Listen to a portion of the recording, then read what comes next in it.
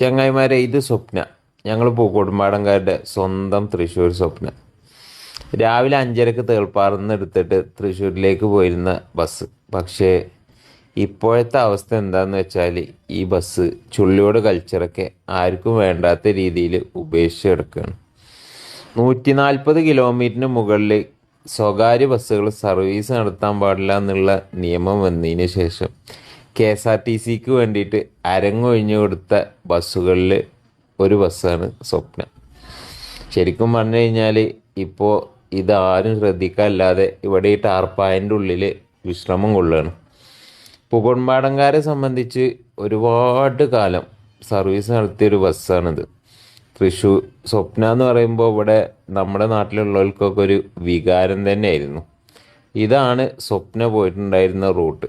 ഇപ്പോഴത്തെ ഒരവസ്ഥ എന്താണെന്ന് വെച്ചാൽ ആരും ശ്രദ്ധിക്കാതെ മഴയും വെയിലും കൊണ്ട് ഇവിടെ ഇങ്ങനെ കിടക്കുകയാണ്.